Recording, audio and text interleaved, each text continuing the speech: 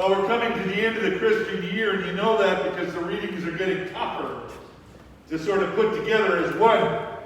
So I thought I'd begin with a story. His name was Anna.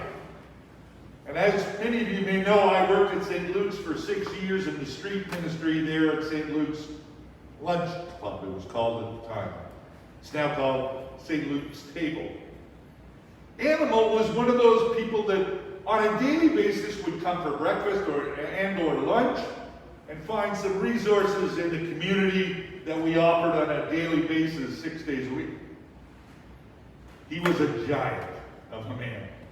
Big and a little bit scary, I have to tell you.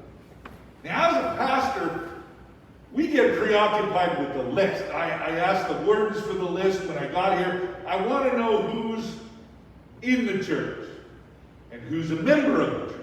Why do I want to know that? Well, because I think we have a special place in our heart for the buildings that we worship in.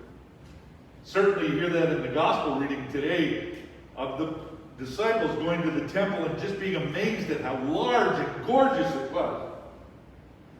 But for pastors, we like to know who's on the inside and who's on the outside.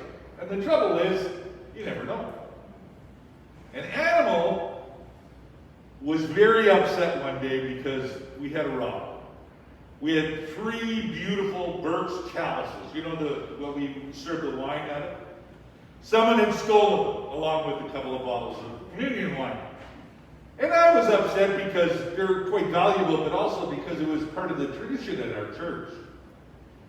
And I went downstairs like I normally did around 10 o'clock and just met with some of the people that were in the drop-in center. And Animal was one of them and said, "Tell me about, what is a chalice?" And I said, "Well, it's a communion cup. It's the cup that we serve the wine in for Sunday morning." And he said, "Oh, okay." The next day I arrived at work and there was a plastic bag hanging on my door with the 3 birch chalices. And I went downstairs and I said, "Animal, where'd they come from?" "Oh, don't worry, Rev. Don't worry. That man will never steal from my church again." Now I had to get assurance from him that he didn't hurt the man, but it was one of the few times in my life that I started to understand and comprehend that people have an allegiance to a place because it serves them.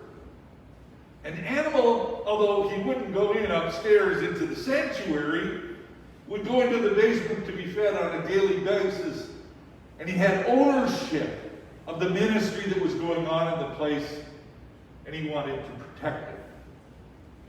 It's happened a number of times in my life when I've tried to understand and comprehend where people are.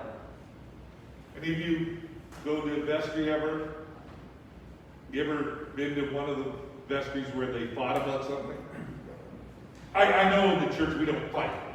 We have disagreements in love, but I remember one particular vestry. What had happened was, I say the wrong thing sometimes. We had to, in the rectory, we had to redo the bathroom. And at the vestry meeting, I said something flippantly about, after all, I need a jacuzzi. And one of the parishioners was so angry. So angry. "Why in God's name do you need a jacuzzi?" I said, "No, I'm being silly. We're doing the renovation for the bathroom and so on and so forth." And she sat down and wrote me a check for the whole amount. And I said, "You're not in agreement. Why are you doing this?" "Oh, because my church decided it was the right thing to do. I don't have to agree all the time." And again, my image of the church has changed so dramatically over the years because of the way people view the ministry that's being done there. Participation and being allowed to be blessed by participation is a funny thing. I don't always know why people come to church on a Sunday morning. So my question today is, why are you here? in your heart of hearts, what did you expect? What do you need? This comes from the realization of many years ago that people come to church for at times when they're sad and broken and hurt and upset and sick, and they're looking somehow to be supported in that. And other times, people come with a sense of strength and purpose and absolute knowledge of God's presence, and they come into community to share that. So today, whatever the reason why you are here, realize that it's not our church. It never was our church. It's gorgeous. I love Christ Church. I think it's a gorgeous building and some interesting people, but it's not ours. In His love for the world, God has made communities throughout the world to be supportive to the needs of the people that they serve. Yes, it's nice to belong there. But the reason that God put a church here in Elmer and brought you here today was to support those who are in need, within those who worship, but also, when your faith is strong, to support those who can't support themselves. And realize that next week, when you come into this place, it may be for a totally different reason. And you may be able to do something that blesses. Why do I know this? Well, after 37 years of being a pastor, I'm amazed that every place I've served and every church I've been involved with has the same distinction. They understand themselves, whether they're strong or weak, knowledgeable, forceful, as the people of God. And God's people don't always have to know the final plan. And we don't always have to know the outcome. We can have our hopes, but God will be present in our struggle, in our thoughts, and in our deeds.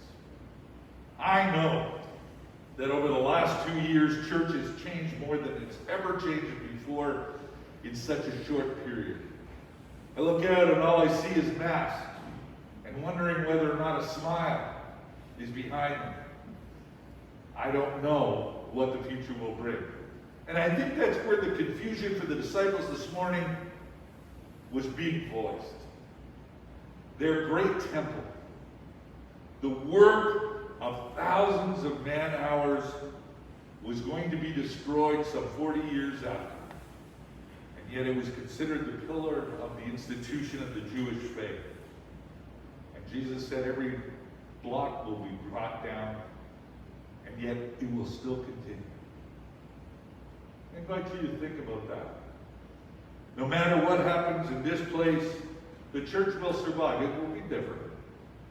And we will always have the opportunity to bless the world, which God showed us He loves so much. Amen.